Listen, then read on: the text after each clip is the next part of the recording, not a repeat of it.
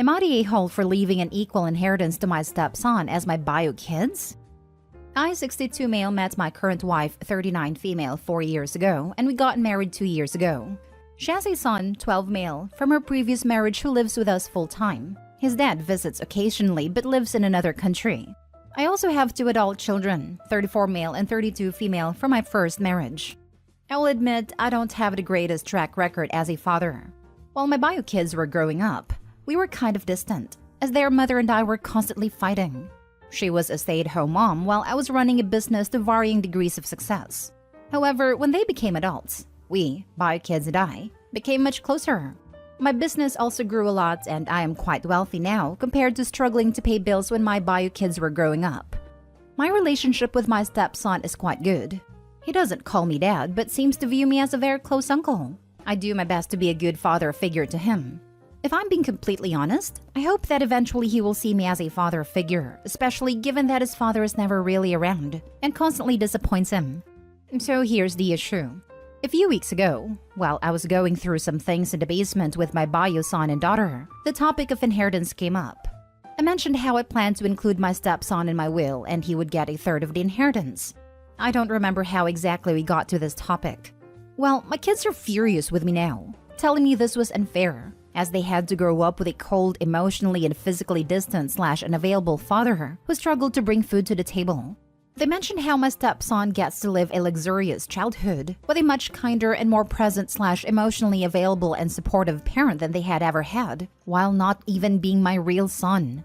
Then on top of that, they would lose out on the inheritance they feel they had earned for working so hard to repair our relationship after all the damage I had done to them.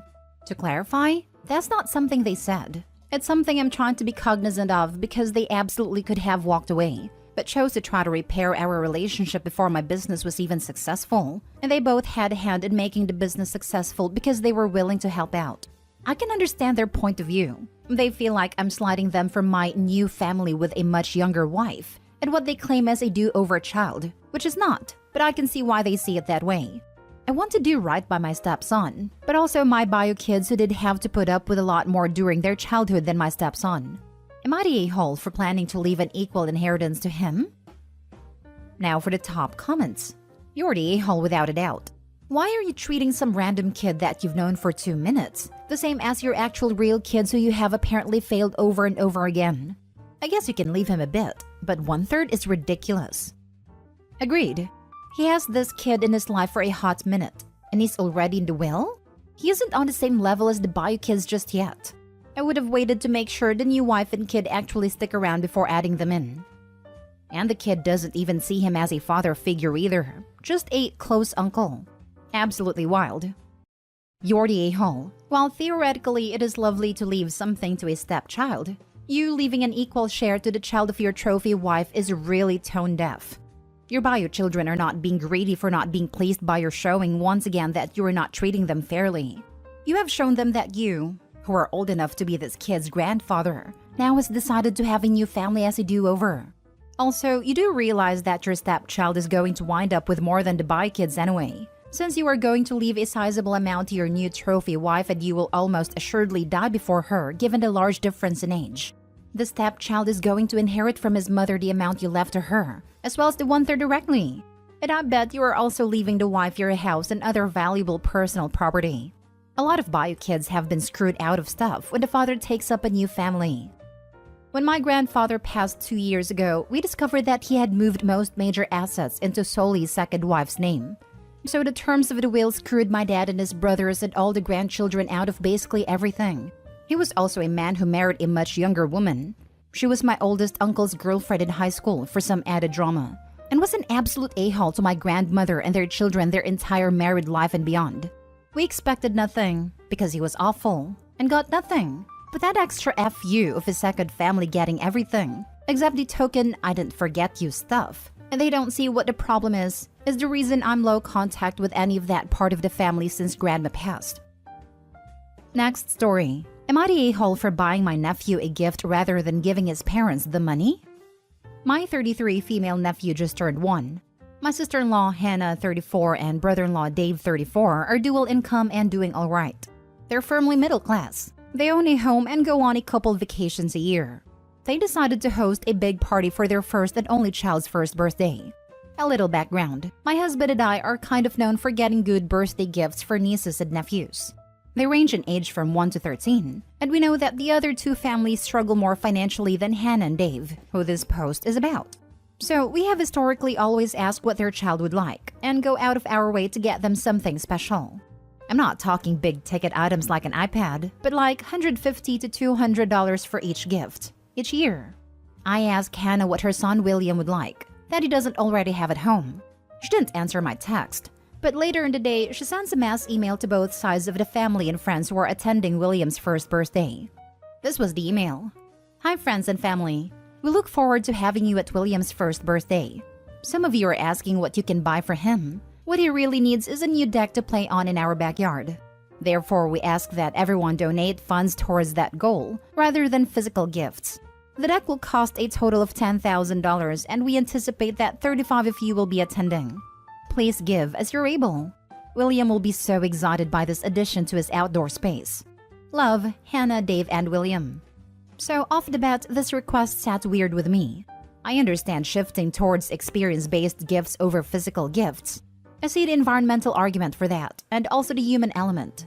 But that's not what this was. It was a deck. And I'm fairly certain Hannah and Dave can afford this deck without a fundraiser. Anyway, the part that makes me an a-hole is that I decided to totally disregard the email and spent $200 on a new train table for William. I had noticed that I fell in love with the one at our house that our boys have. I justified it because he's too young to realize that his parents are cheating him out of gifts, as I see it. Hannah noticed the large box at a party among a pile of cards filled with money. She asked who brought it, and my husband, her brother, said, "We did." She said, "I specifically sent an email after getting your text. Did you not read it?" Husband told her to take it up with me. Later on, she told me she was really frustrated and disappointed in me because she expected we would be contributing the most to the deck, as we have more money than the other family members. I said we wanted to get something just for William. Hannah scowled and told the rest of the family that I was using her son's birthday to grandstand and make them look bad. Rest of the family split on it. So Reddit, am I the a-hole? Lol, not the a-hole. This is just glorious. She expected we would be contributing the most to the deck, as we have more money. Jesus, the entitlement. Hannah scowled and told the rest of the family that I was using her son's birthday to grandstand and make them look bad. She made herself look bad by requesting that her family finance essentially in addition to her home, instead of buying a 1-year-old child some toys and outfits. He's probably just starting to walk and can't quite talk yet, but he is so excited about that new deck. My dad and stepmom had a deck remodel when my middle nephew was less than a year. He liked his blankets and toys way more than the deck itself. Not the a-hole. The deck will cost a total of $10,000 and we anticipate that 35 of you will be attending. That's a "give us $300 for home improvements" email. It's totally inappropriate. Let's chalk it up to them behaving oddly due to the stress of the current financial crisis. You buying a child's gift for a child's birthday party was perfectly appropriate. They were wrong to A. ask for a wad of cash, and B. then demand to know who dare buy their child a gift instead of giving them a wad of cash. Because she expected we would be contributing the most to the deck as we have more money than the other family members. This just gets worse. I guess it wasn't a "give us $300" email. It was a hint hint. "Stacy, you should give us $1,500 while everyone else gives us $250" email. I honestly think that the deck would be the one of those projects that's never completed, with the money going elsewhere. Then again, I'm very cynical. Next story. Am I the a-hole for not chipping in for my brother and his husband's surrogacy fund and prohibiting my parents from donating as well, since I support them financially? They live a super lavish life. In my family, I am the only one close to financially stable. My parents earned enough to have a middle-class income, but my mom was a big shopper and my dad would blow his money at the casino. Now, my parents are at an age where they can no longer work. They mainly live off my mom's pension and the money I give them every month to support them. My brother went into dance after college and his job after school was working as a retail associate at a luxury store. But he also has the same problem with his money, where all his money he spends on clothes and nights out. My brother married this guy who is 20 years older than him. Brother is 26. This guy's in his late 40s. Initially, this guy framed himself as the rich older guy, but that isn't the case. Here is the thing. They are now asking everyone to donate them money so they can pay for a surrogate in Mexico.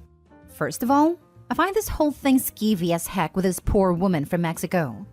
But financially, these guys are going on trips left and right.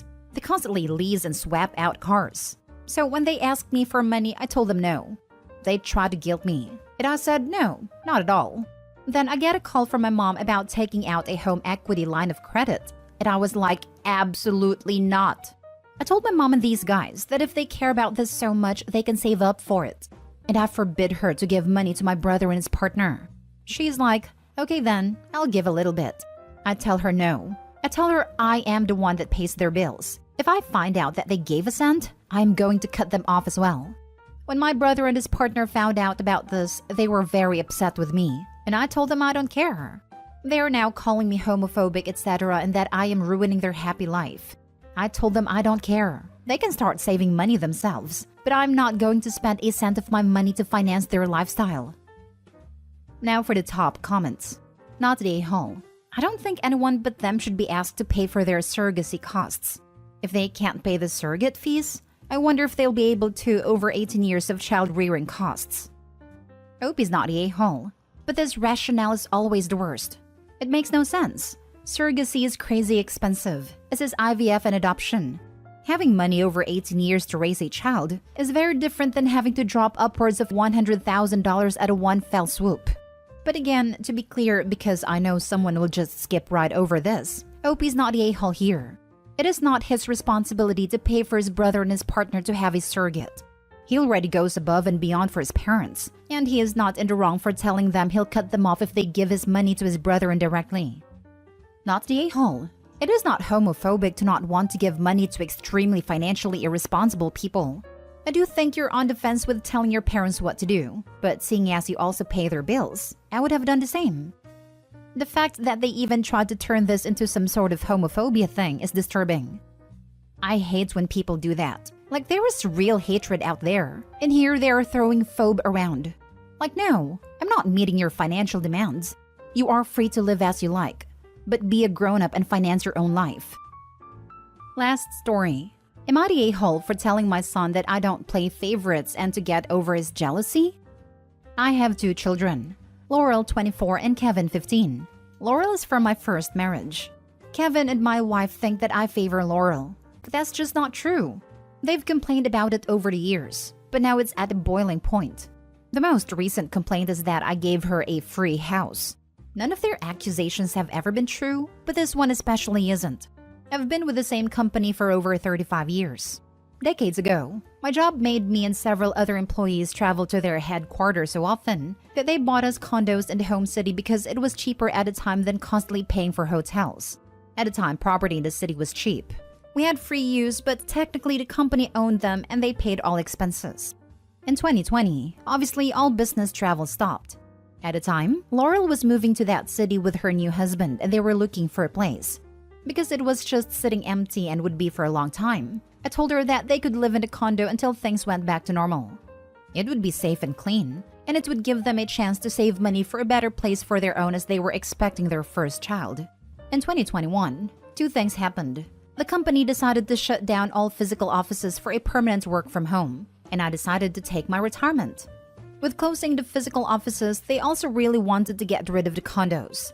They offered them to us at an extra discount. I didn't want it, but Laurel did. So she and her husband offered to pay the cost, and I let them. It was less than 1/4 of market cost, but it wasn't free or a gift to her. Kevin realizes that there's not going to be anything like that for him, and he is raging about it. He claims I've always done things like this, and that I gave her a house, but I'm probably going to kick him out at 18 like every American parent. My wife is on his side and angry about this, and that I let Laurel be a stay-at-home mother, and not her. None of these things are true. I didn't give her a free house. I let her buy one for a discount, because she happened to be buying at the exact time that there was any opportunity for one. Also, she got to be a stay-at-home mother because she happened to be having a baby at the only time in modern history that required people to stay home, not because I was funding her. I realize how it must look, but really, she just ended up doing things in special situations where there were unique opportunities. I don't think I'm in the wrong here, because I don't treat my children differently. If I happen to come across an opportunity for Kevin to do the same with the same, I would make sure he's aware, but I can't imagine I would. Not the a-hole. But honestly, I feel like your wife is the source of what Kevin is spewing out. What 15-year-old boy cares about housing? It seems like your wife is using Kevin to try and get you to buy a property in his or her name to even the scoring between Kevin and Laurel. My thoughts exactly. There just ain't no way a 15-year-old on their own would suddenly realize there's not going to be anything like that for him. Not really. Most kids these days know they will never be able to afford a home. Not the a-hole. I have a question for the wife and son. My hypothetical daughter is learning piano and my coworker has one they want rid of, so I get it at 1/4 value. My fake daughter pays for the 1/4 herself. I spend nothing. Do I now owe my hypothetical son a piano? Is that their reasoning? Or a step further, I drive my fake kids to the mall and we walk around.